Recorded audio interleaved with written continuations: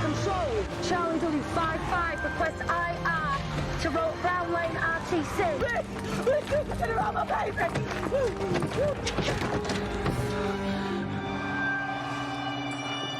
Sir, the robbery's been planned with the collusion of a corrupt senior police officer.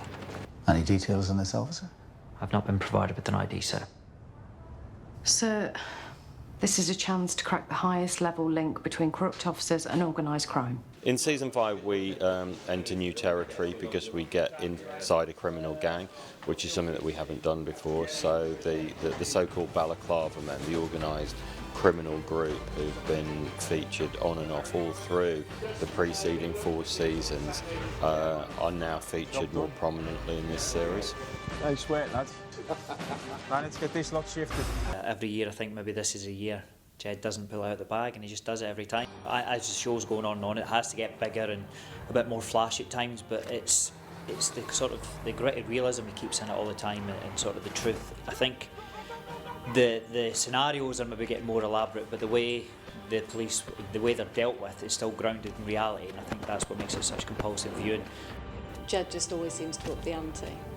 In terms of it being different to other shows, I think dialogue-wise, it's so rich. Is there a UCO embedded in the OCG that carried out the heroin hijack? As a former UCO yourself, D.I. Fleming, you know I can't confirm or deny. We rely a lot on the audience being able to pick up all these acronyms that we have to sort of learn every year, and they do, and you know, they like the fact that we test them and we challenge them, and you know, they've got to try and work it out for themselves.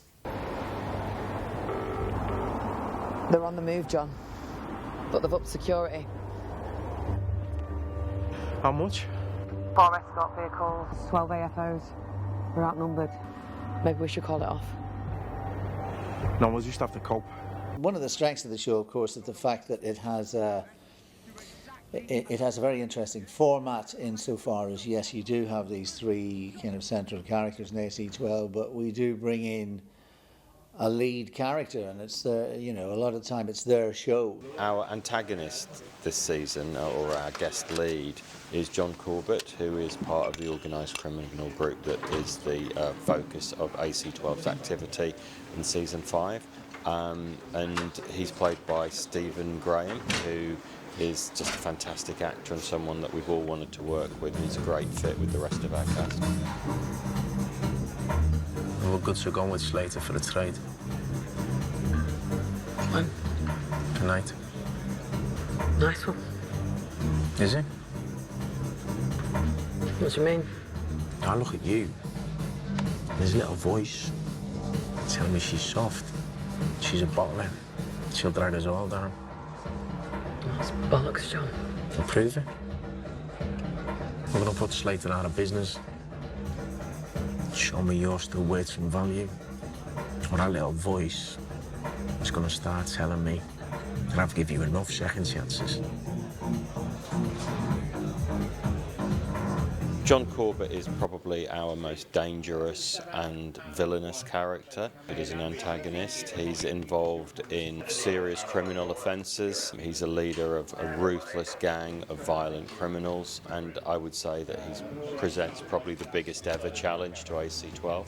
Been very lucky over the year with the guest stars we've had. I think that's been a huge part of the success of the show over the years, you know, from Lenny, Danny Mays, Keeley, Tandy, Jason Watkins, you know. But this is probably the most excited I've ever been. You know, Stephen Graham, I'm lucky to call him an old friend of mine, but he's also an inspiration. There was a couple of scenes with me and Stevie which are very, very intense. So all the sort of dark alleyway meetings this year, which are usually Kate and Steve, is between Steve and Corbett. But once you're in, there's no turning back. Were you in? It was an absolute pleasure working with Stephen Graham. I've admired his work for many years, and what he brings is that real sense of authenticity. He works incredibly hard on the naturalism of the scenes, so that when you do a take, it feels like it's live, feels like it's real. My son is played by my nephew, Kai. Originally, when it was written, I had a daughter. And I said to Jed, oh, it'd be great if I could have a son instead because I could use my nephew. And he was so young then, and I think they did say, oh, you know, do we need to get somebody else in? I said no, it'll always be Kai. It's his role now, and he really enjoys it. And he did really well this year. He did a bit of improvising. At the end of the last series, I think we left a question mark hanging over Hastings as to how much he actually knows about what's going on regarding the organised crime groups and the institutional links between the police and organised crime groups. And and that's something that's going to be teased out through the series. And then the through line of the story, the H story, as a kind of like a bit of some DNA that's running through the whole piece. I think Jed has managed to kind of tease that out brilliantly over the course of 5 series.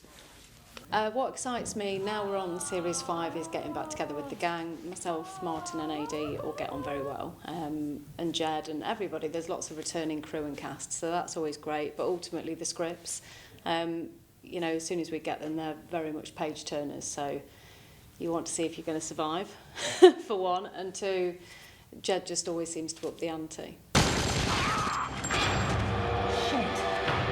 In this season of Line of Duty, we enter brand new territory, and what we see is criminal activity on a large scale, and we're actually inside the planning and execution of that. So rather than the aftermath being investigated by AC-12, we're actually with the criminals as they commit their offences, and that means that there's high jeopardy, big action sequences, probably more action sequences over the first few episodes of the series than we've ever done before.